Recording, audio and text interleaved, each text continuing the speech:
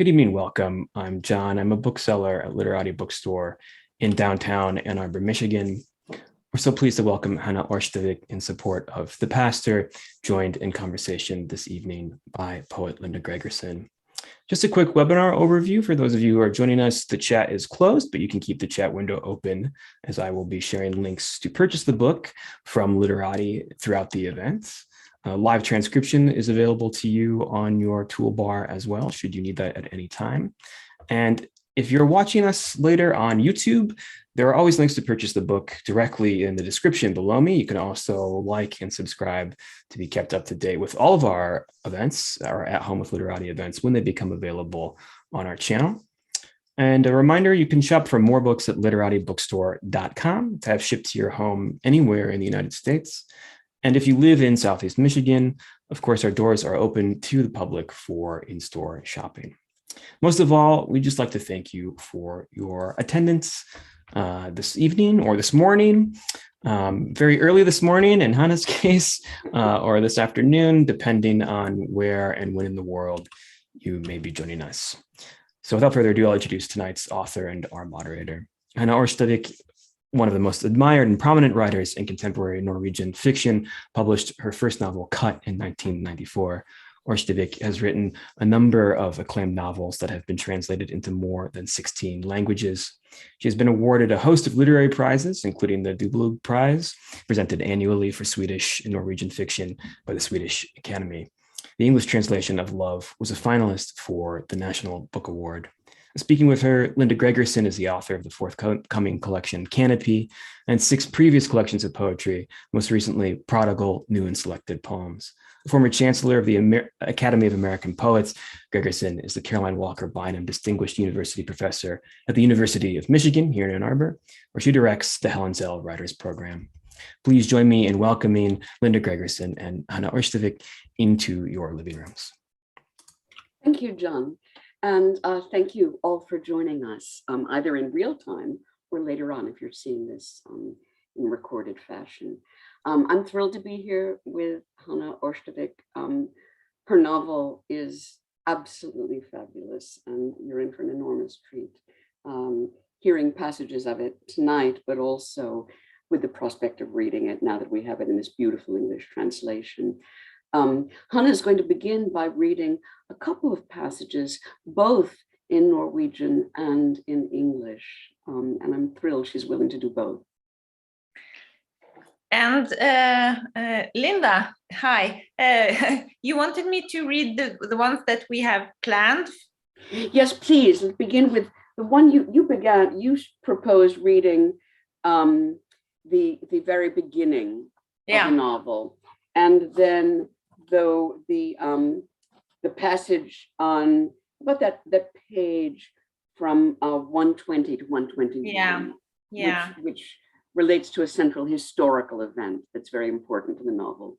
Yeah, but I think that maybe I will do the Norwegian one a little bit shorter. Sure.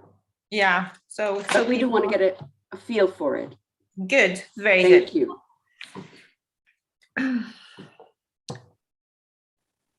Dette Jesu blod. Jeg tok et skritt til siden, helte vin I det neste lille blanke begeret. Jeg så på de bøyde hodene foran meg, ett og ett hode, en og en og en. Og sånn skulle det være, tenkte jeg. Her skal du få komme og være en. Her du utvalgt, enestående. Her blir du sett. Her får du være, du, det gjaldt meg også, vi. And then I'll read the same in Norwegian, now in English, but a little bit longer.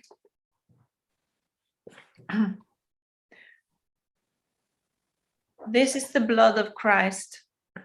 I stepped sideways again and poured wine into the next shiny little communion cup.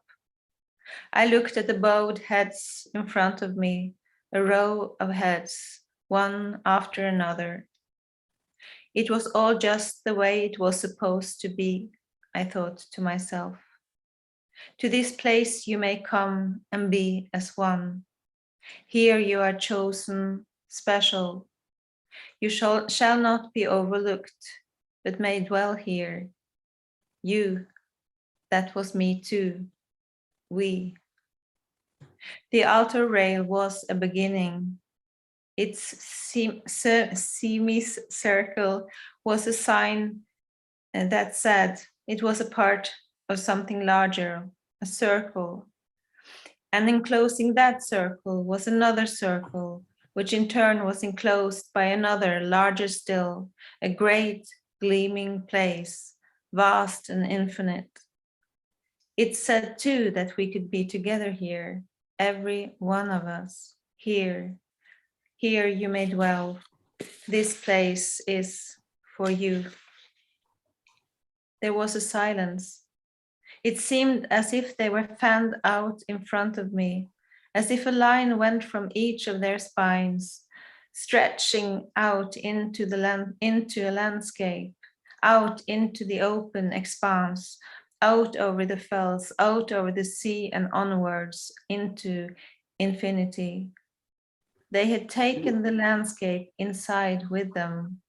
Soon they would rise, would push open the doors and go out into it again and disperse.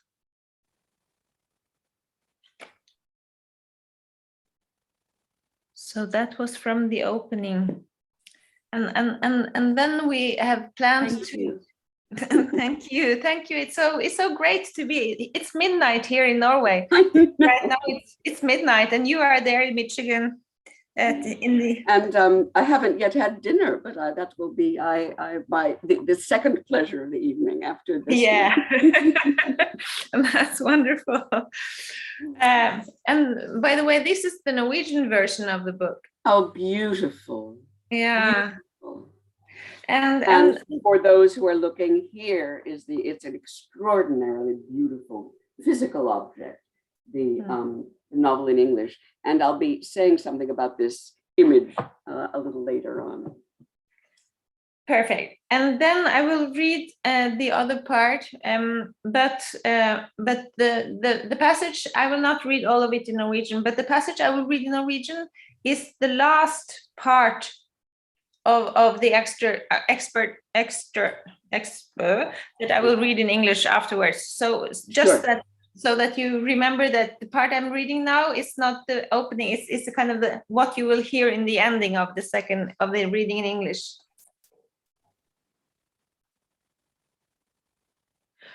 Men det var noe annet.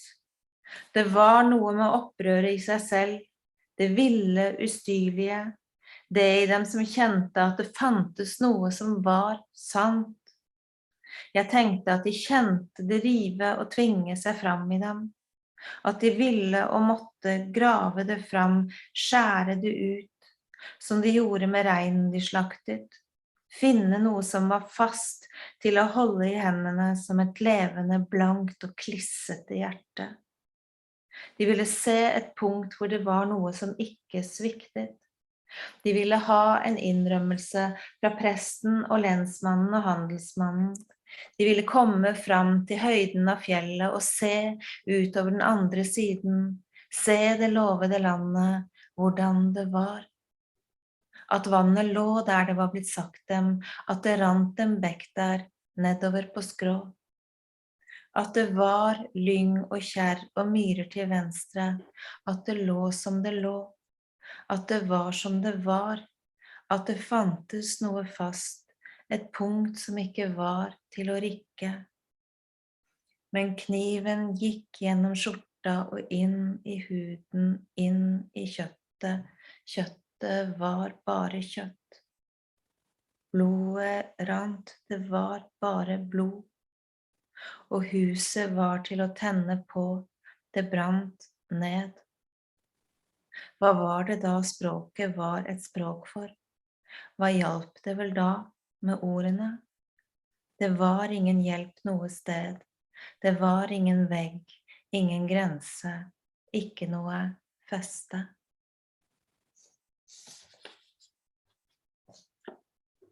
And then I'll read the same passage and start a little bit earlier in English.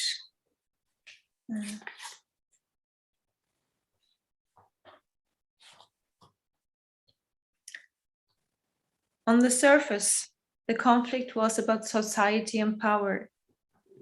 But was that why I'd wanted to explore it? Was that why it had felt like there was something in it in which I needed to immerse myself? A dispute that was mine too, in which I stood, not on one side, but on all sides, in the middle. Was that why? Because of cultural traditions and power? No, it was something else, something to do with language, or rather, not language itself, but something it contained, something within, in the very root of language, the core around which the stories of the Bible revolved. No one was without guilt. They murdered with knives and axes. They set fire to the house. It wasn't pure, they said. But nothing on either side was pure, nothing sacred, nothing untainted. Neither side was right. That which was meant to belong to all, to be open and true, was dirty and distorted. But there was something else, something about the rebellion itself, the wild and ungovernable element, the part of them inside that knew something true existed. I imagined they felt it scrabbling inside them to get out. I thought about how they must have felt the need to release it, how imperative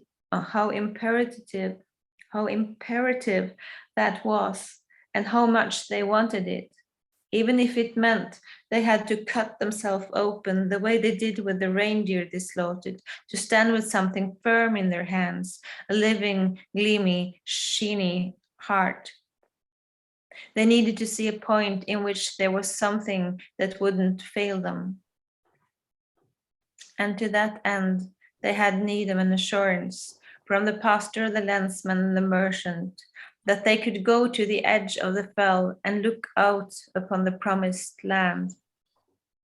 That they could go there and look out and see that the water was there, where they'd been told it would be. That the beck ran obliquely down through the land. That there was a heather and a woodland and a bogland too. That everything was there as it was meant to be. That something firm existed which could not be altered. But the knife passed through the shirt into the skin, into the flesh. The flesh was only flesh. The blood ran, and it was only blood. And the hose could be set alight to burn to the ground.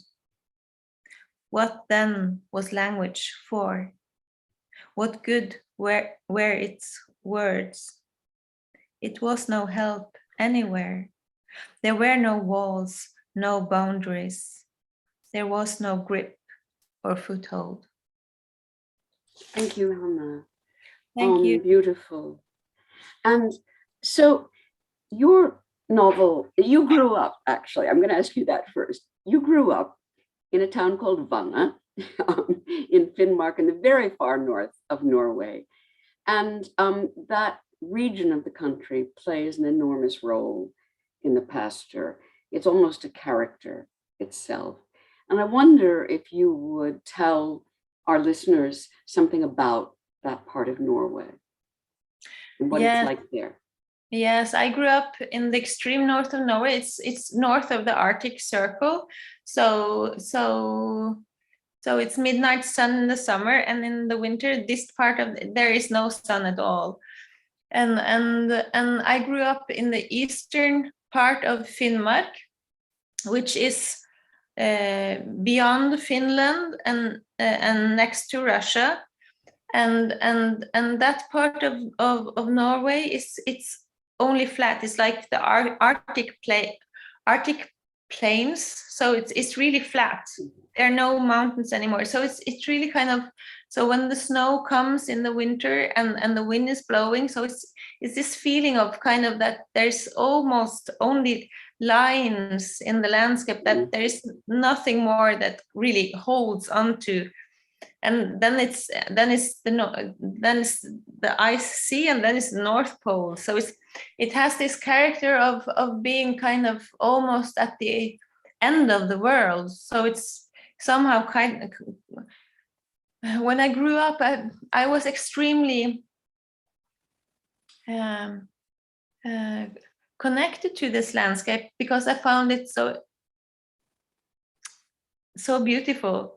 Because of the lines in it. It's in some way it's so tangible, it's so clear, everything is so open, so visible, you can see everything, and you can see so far away, and the colors are beautiful too. But it's also a part of Norway that is really, I guess, in America you're used to big distances and nature where there are no people, but it's really deserted. There are very, very few people living there. So it's really kind of a very silent place, in that there are not so many noises from people. It's really kind of, like you said, nature is important in people's lives, because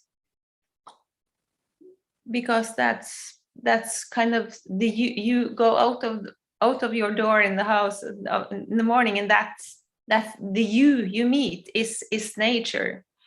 Yeah. It's got a complex history as well. There's an historical trauma in that part of Norway that is, again, very central to the novel. It's a trauma that the protagonist has been compelled by, has been planning to write a dissertation about, has been researching, and it's one that really haunts her and the place. I wonder if you could say a little something about that without giving too much away. Well, it's a historical, it's church historical, and also for Norwegian political history. It's a riot, or what do you call it? A riot, or when you an uprising. Exactly, an uprising that took place in 1852. So 150 years ago, at Kautokeino, which is really in the middle of the plains of Finnmark, and it was an uprising that took place because the Bible had been translated to Sami, to the Sami language, the natives' language, and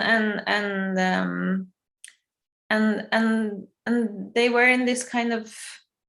There were a group of them that took the Bible very literally, and in the Bible it says that you should fight with a sword for your belief, but it also says that we are all the same in front of God. So it was really kind of, because they were oppressed really by the Norwegian authorities. They were paying taxes and they were humiliated, and it was really kind of this was kind of one of the really kind of what do you call it, colonization history of Norway. So it's a very small group that makes this uprising, but it has an enormous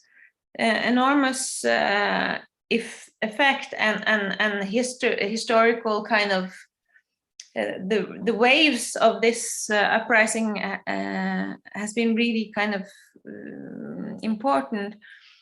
So this small group of really strong believers, they go in the night with their reindeers on sleds into this place, and they kill the salesman and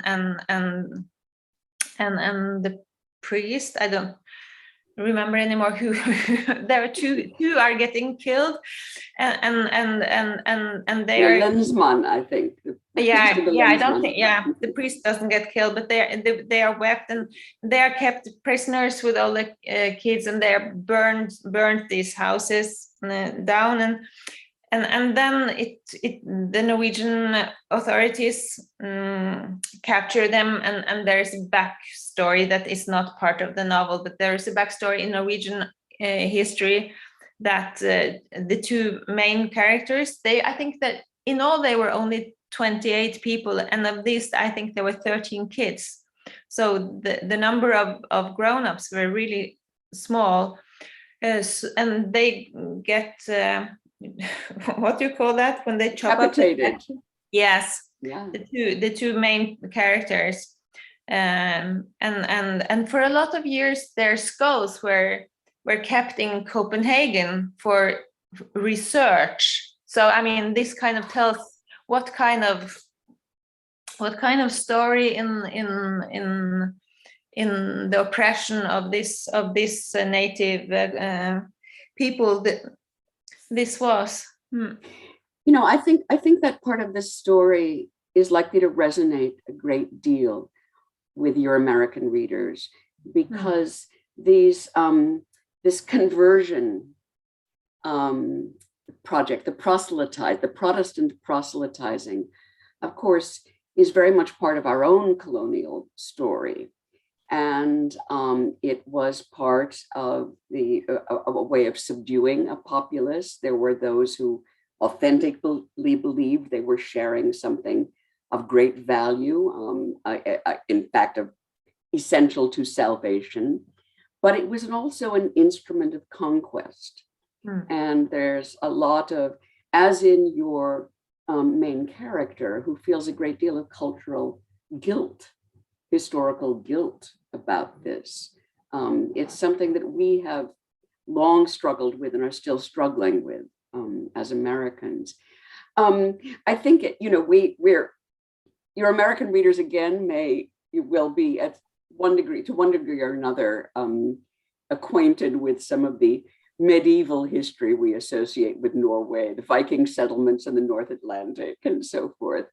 But maybe Norway, of course, to us now is just this beacon of liberal democracy and enlightenment, and it will be strange for some of your readers to realize that Norway too has been part of, on both sides of, a more modern colonial project that is, as a colonized country itself, under Denmark and Sweden and Denmark, but also as part of, as a rather aggressive colonizer in the far north. Yes, and I think that is interesting, because I don't think the common Norwegian would think that we have that history.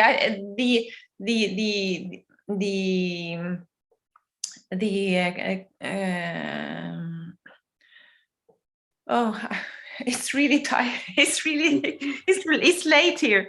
It's almost 1 a.m. where you are. Yes.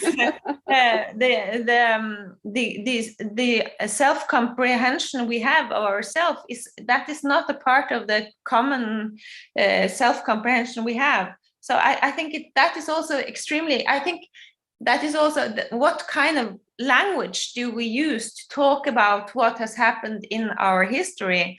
And to really use the colonialization word for what happened is really important, because right. That was what happened.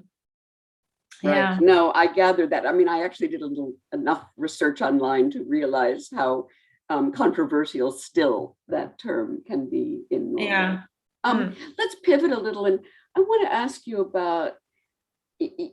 about gender in the novel, about women, girls, the way they're portrayed and the way they're treated in the novel. There are women who come to harm, and there are some scenes. One, we're spared. We're not required to see a scene of well, what I consider to be a sexual violence, but it's indicated enough that we know it has happened. And there's also some rather cruel gossip about a girl who has died. And I wonder if you would be willing to talk a little bit about how you, also the relations, the key relationships, virtually all of them are between and among women and girls in this novel. And they're really beautifully varied and articulated. And women fail one another too. And I wonder if you'd be willing to say a little something about that aspect of the novel. Yes, but Linda, it just struck me that we haven't. Maybe I should just say 2 words about the outline of the novel. Absolutely, if you're willing. Yeah, yes. because this is a novel that, in the way I see it, it has kind of three time layers, and the present time of the novel is 1 week, and I see it in my mind. It's like the Easter week. It's like it starts, or it's a little shorter than a week, because it starts with a sermon. She gives out the communion. This is the blood of Christ, as the novel starts, and that is a Sunday, and then the novel ends on the following Friday. So it's just a few days that this novel at the present time takes place, and then just after the sermon and the communion on this Sunday, the phone rings, and the protagonist, Liv, which means life in Norwegian, she picks up the phone, and it's the sheriff, the lensman, who is calling because there is this young girl who has strangled herself, and he asks Liv to come out and to do this, to do the priest of meeting the parents and taking care of that part of the kind of the public work. So she goes there to meet the parents and to be present at this moment, and then this suicide of this young girl awakes what happened the year before in Germany, where she had a friendship. She had a 40 days friendship with Christiane, which is, of course, I mean, Christ was in the desert for 40 days with the devil. So his they name is in Christiane's name. Yeah. So they had this. So all these kind of shifts. Who's the devil and who is Christ? I mean, so all this. So they had this friendship in Germany for 40 days, and Christiane was a puppet player, and they became important for each other. But Christiane also killed herself. So it's this. So the new suicide of the young girl kind of evokes and echoes into the old experience of Liv. And then it's the third layer of in the novel is this upraising of the Samis that has been Liv's main. She has been working with that as a academic for several years.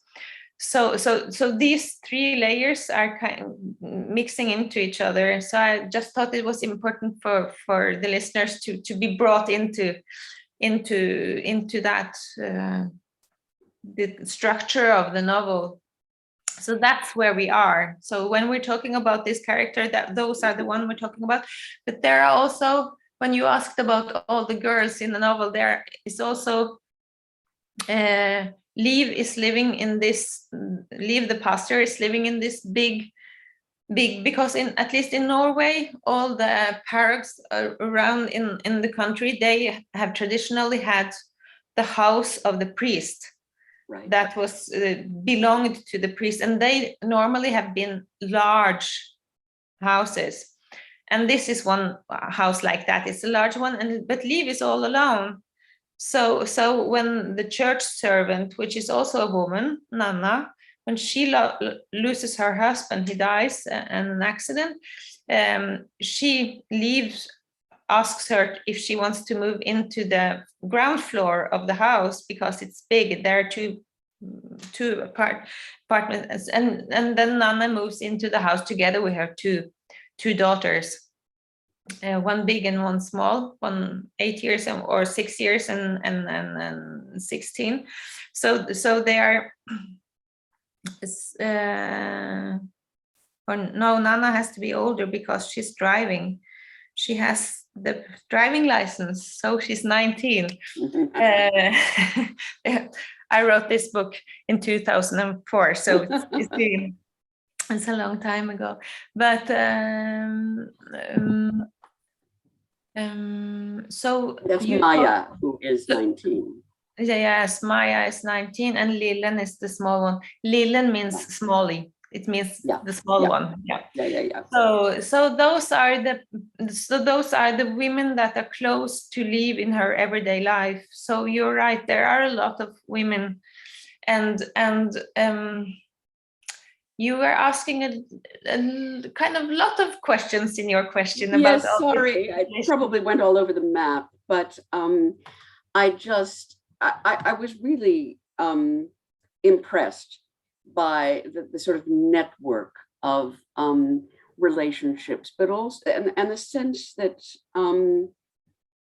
womanhood in some ways is rather under siege here. That we see it keenly in the at-risk teenage girls, the ones who are entering into sexuality and, in at least one instance, outright sexual abuse, and pressures of expectation, and not yet grounded in certain kinds of societal or domestic roles. But I wonder, and Lila is the small girl, is a very, very crucial presence and a crucial opportunity for the protagonist to practice certain kinds of behaviors that elsewhere seem quite thwarted.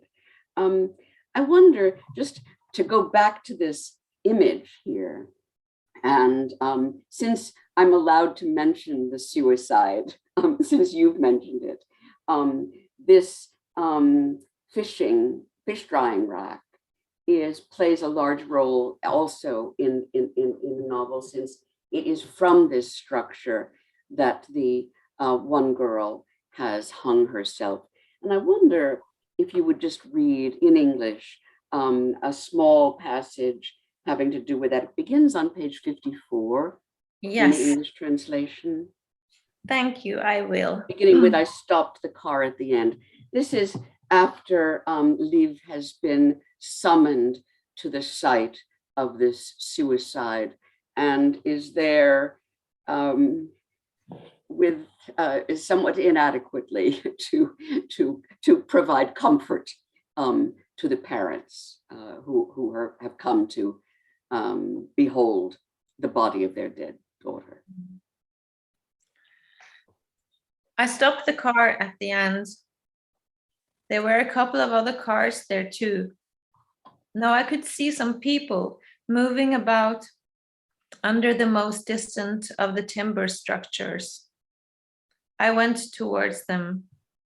In the patches of snow that still remained, I saw the occasional boot print.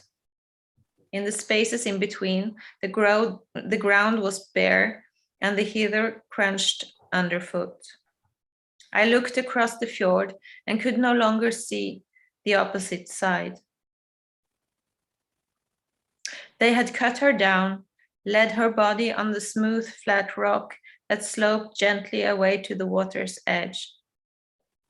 Someone had bunched up a coat and placed it under her head. She was just in a shirt and a pair of faded jeans. She must have been freezing. A blue nylon rope lay cold at her side. Her hair, dark and shoulder length, was swept away from her brow. If she'd sat up, it would have fallen in front of her eyes. It was a red checked shirt. The sleeves were rolled up, and I could see that she had a tattoo, a heart with an arrow through it, and a little flag. Her mouth was half open, and there was a gap between her front teeth. Her eyes were closed and seemed unevenly set in her broad face with its pronounced cheekbones. If they hadn't said it was a girl, I'd thought she was a boy. I introduced myself to the two people who were standing there, her mother and father. The police sergeant and the other two men who were present shuffled away and left us to it. I stood beside the parents. None of us spoke. They stood in the same way, one hand clutching the opposite arm. The man had a cigarette between his lips, dangling and unlit. We stood there together, apart. They were smaller than me. I looked up at the crisscrossing poles of the stockfish rack above our heads, a dizzying lattice, and at the top I could see what remained of the blue rope tied to the beam, the wind tossing it this way and that. It had been quite a climb. Thank you, Hanne.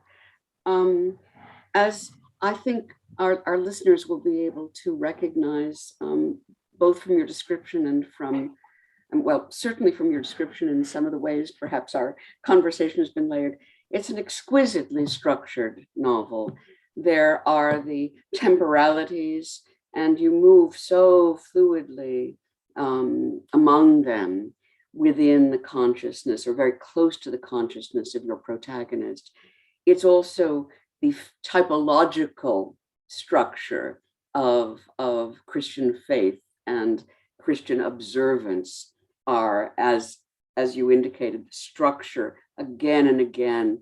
There's this sort of, it's a pleasure. I mean, it is a pleasure, a formal pleasure for the reader of recognizing how those structures and symbol systems fit together. But there are just elegant small leitmotifs that recur again and again, as in the blue of this rope. Blue is a very important color. It happens here and there. Christiana's puppet, the one Liv has taken with her, is just a blue rag with a wooden block for its head. And those resonate with one another in wonderfully important ways. In addition to the sort of structuring typology of Christianity and the really complicated historical role of proselytizing Christianity in the far north, the key role that translated New Testament plays for the uprising, which is central to memory here. There's also the issue of in fact being a pastor, of calling, and of excuse me, Christian service. The character says at one point of herself, "I wanted to bind up a wound." And I must tell you that, excuse me, I was so haunted both times I read the novel by the insufficiency of the pastoral role and the kind of specter of coldness and failing others unto death. Exactly. that I could not help but go back last night and with my husband and a friend, rewatch Ingmar Bergman's Winter Light, where Gunnar Bjornstrand plays just such a pastor who utterly fails one of his congregation who's come to him and comes on the brink of suicide. And I wonder if there's more you might want to say. We'll turn in a couple of minutes to see if there are questions from the audience or from our host, John. But if anything about that wanting to bind up a wound or being called to minister the hope to a set of believers that you're willing to say right now. Yes, I think to me, the core of the novel, and that is also the deep interest that Liv has into this Sami uprising, is not really, she is not that interested in the political aspect. She is very interested in this deep, deep longing for truth to come real, for truth for what is to become what our lives are based on. And I think the whole novel for me is really a novel about life and death, and what can we do, and what do we do with language, and what can we do with language? Can we kill with language? Because something happened between Liv and Christiane, and we don't know what happened with you. I mean, what do we do with each other? And when Liv leaves Germany after Christiane is dead, and decides to also to leave studying and to kind of enter real life together with other people, which she has not believed in before, because she hasn't had faith in language. Because I mean, you can say there and you can say bless, but where is the blessing? I mean, where is God? What if language is empty? What if there isn't anything? What shall you do then? And I think, to me, this was really a language. Writing this novel, I did it really for myself, because I was so desperate in this, how to connect, where to connect, and where to find what is holding in our lives. What is holding? Like she's saying so many times, what if something hold under that girl who fell down, who hanged herself? What if something had hold?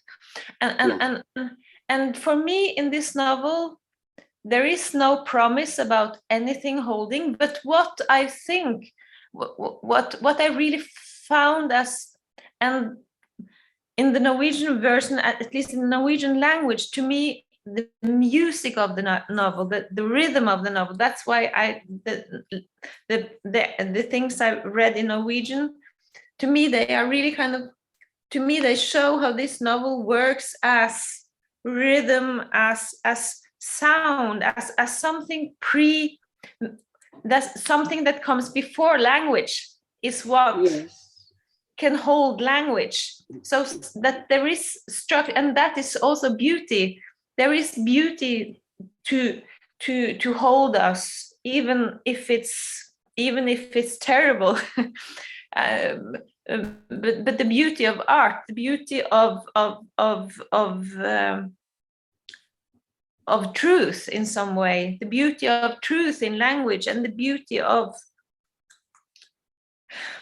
so these aspects, I just wanted to kind of, to me, the novel is really working. And then, of course, now it's translated into English, and it's, I mean, so it has passed through another person's body and another person's kind of conception of how this language is. I mean, and it, like you have heard, it sounds totally different in English. Of course.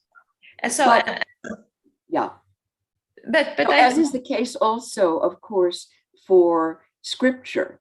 You know, the religious awakening the Sami experience and predicate this uprising upon begins with their receiving what they believe to be the truth in their own language. But what binds it to Godhead? What binds it to the sort of to an origin that is holy? And that has been one of the perpetual struggles, of course, of people of the book.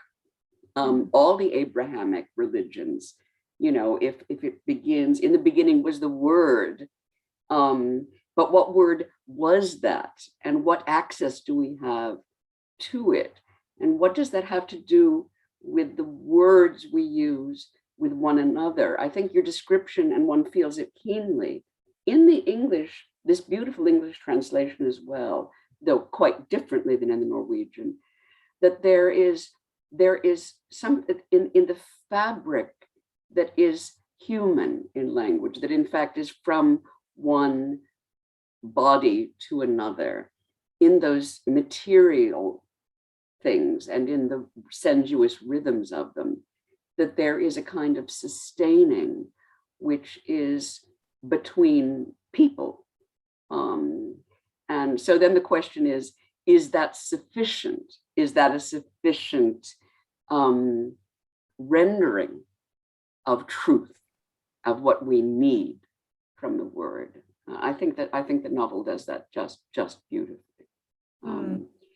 I think now John may want to call upon if there have been any questions in the chat, or we don't have any questions. We don't have any questions in the chat. I will encourage reviewers, they can submit questions using the Q&A at any time, even as I'm speaking now. But I have a question too, and that I'm curious about. I'm always curious when we have authors who are sharing works in translation. And Linda and Hanne, you've both sort of touched on this in a way in your conversation so far. But Hanne, of course, I was struck by, you mentioned this distinction between the Norwegian and when you read it in English. And though I do not understand Norwegian, you can certainly hear the poetic structure of the prose in the Norwegian that's sort of clearly there. The way sonically there is an attention to those details that I imagine is difficult to retain in any language that the novel might subsequently be translated into. And so certainly as well, your contemporaries or your interlocutors and critics in Norway make mention of that poetic language throughout your work as kind of a hallmark. And yet, when you give up your work to translation, I think a lot of it must be sort of giving it away. I understand sort of how these things work with translators, but I imagine you don't have too much say over how a translator does the work of translating. So I'm just curious, formally, if there's any conversation with your translators about, they certainly recognize sonically how it lands to a reader who's reading it, and about retaining that, and as well, what it's like to receive, I guess, to see your work received outside of its language, when so much of your work formally goes into that sonic presence. Certainly me as a reader of American fiction, that's what strikes me first as I'm reading, is not the greater architecture, but how I receive it on the page, as it were. Yes, I'm Martin Aitken is a translator who is really he works extremely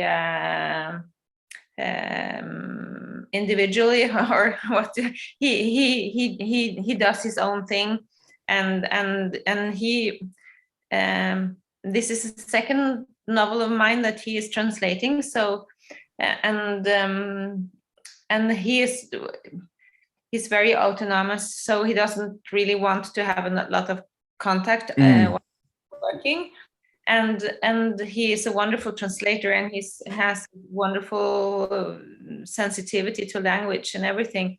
So I'm extremely grateful for his work, and but of course at the same time, to me it is, at least for the languages that I can understand, it is extremely painful to see that my novel, well, because I have, in a way, the novel is part of it's part of my body, and then the pastor in English is kind of has passed through Martin Aitken's body, so it's kind of it's his body, so in a way it's kind of